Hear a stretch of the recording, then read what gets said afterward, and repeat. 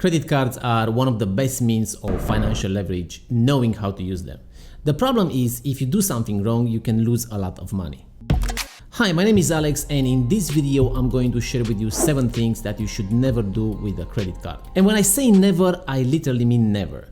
Some may seem obvious, but there are always some people out there who don't think before they swipe, so make sure that you are not one of them. Number 1, taking out a cash advance from your credit card.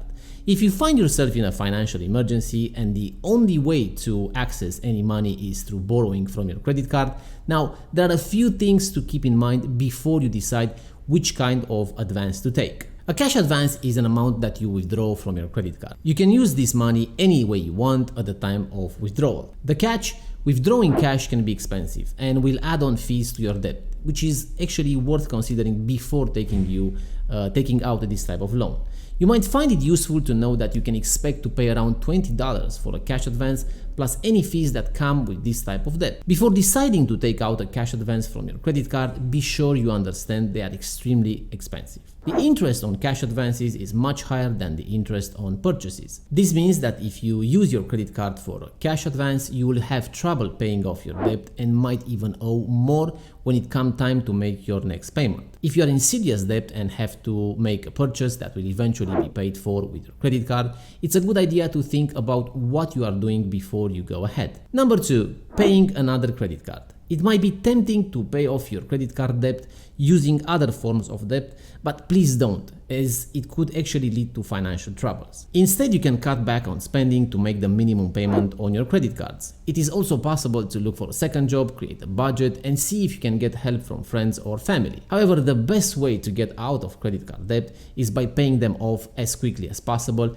without resorting to paying them with money owed elsewhere. Well, it's a bad idea because if your income decreases in the future, you might find yourself in a position in which you cannot pay debts from multiple sources. That could result in a garnishment of your wages or other fees that could actually hinder your ability to make payments on those debts. Also, some creditors may charge higher interest on balances paid by other means. At the same time, if you fall behind on paying one debt, all of your creditors are likely to come after you. Number 3, maxing out your credit card. While it seems like a good idea to make big purchases with your credit card, in reality it can end up costing you more money than if you just saved up the cash. So if you are thinking about maxing out your credit card, think again.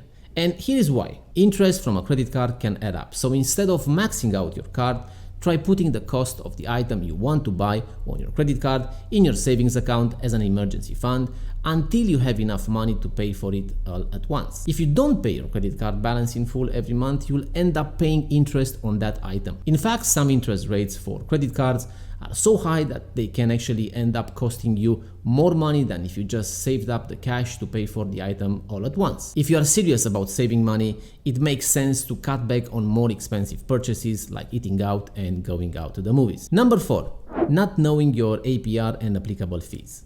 One of the worst mistakes people make with their credit cards is not knowing their APR and applicable fees. Your APR is the interest rate that you will pay every month. APR stands for annual percentage rate. So it's the annual cost of the credit expressed as a percentage. The other fees to watch out for are cash advance fees, late payment fees, and over limit fees. Some credit cards only charge this on cash advances, while others charge them on any transaction, including balance transfers and regular purchases.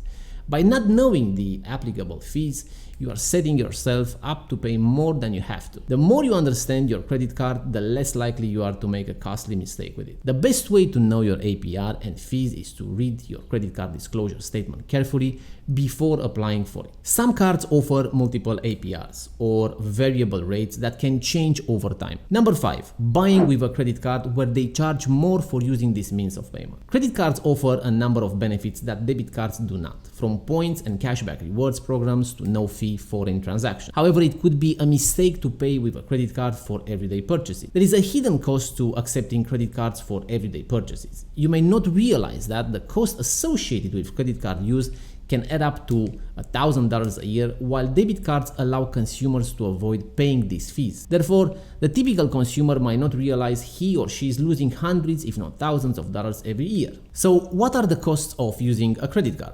Well, many businesses charge customers a premium for paying with plastic, which can add up to anywhere from 1% to 4% of the purchase price. They get that money because they process the transaction with a credit card processing company, which takes a percentage for its services and keeps the rest. In addition to these fees, you may also be charged transactions costs, which are additional fees you will pay if you use your card at a merchant location or ATM that isn't part of your bank's network. This could mean paying higher ATM withdrawal fees or using your card at gas stations and entertainment venues that charge more for this type of use. Using a debit card instead of a credit card, you can also pay less ATM withdrawal fees and avoid this type of surcharges. Skipping credit card payments. Credit cards are great. They allow you to buy things and not have to worry about paying for them right away. That is until the month comes and you owe more than expected. When many people get overdraft fees, pay interest on a loan, or worse, they don't even notice that debt rising due to many factors. If you skip a payment, your credit score will go down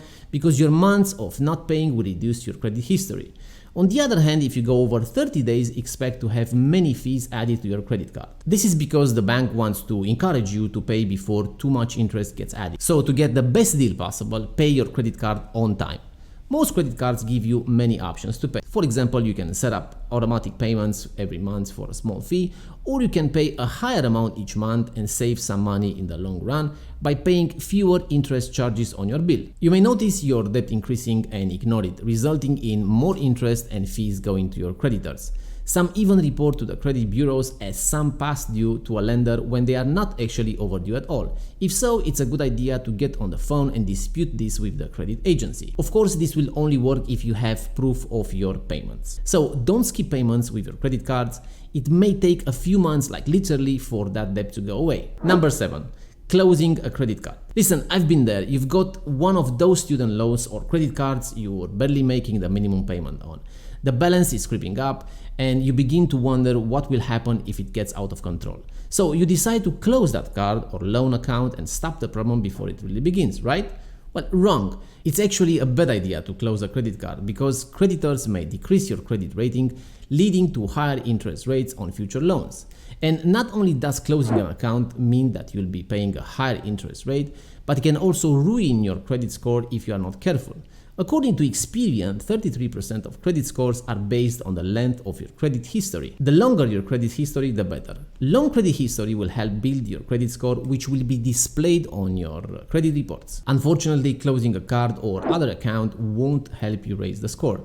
You want a history that is clean and free of any negative information. Closing a card means that you will start with a neutral history, which is likely to affect your score negatively. Your credit history will be displayed on a credit report, which will be used to determine your credit score. This score may also be used to determine what kind of lending options you qualify for. By closing an account or card, you're declaring that you're done with it and nothing about its status changes in the future.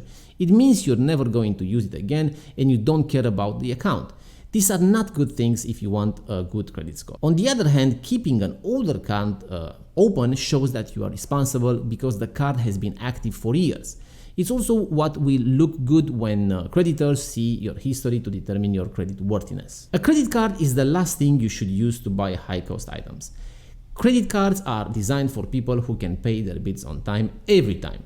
A credit card is a contract between you and the card issuer, and they hold you responsible for all charges made on the card as well as interest you may accumulate if you don't pay your bill on time. Credit cards are meant to make purchases easy for the consumer, but it's easy to overlook the fees attached to them. When you don't pay your bill on time, even if it's by accident, your interest rates go up, and it becomes harder and harder to pay off your debt. So it would be a lot better if you could stick to using cash and then only using your credit card for emergency. That way you can control the amount of debt you accrue in the long run. Thank you for watching. It's 2021, so please subscribe if you aren't already, and I will see you soon.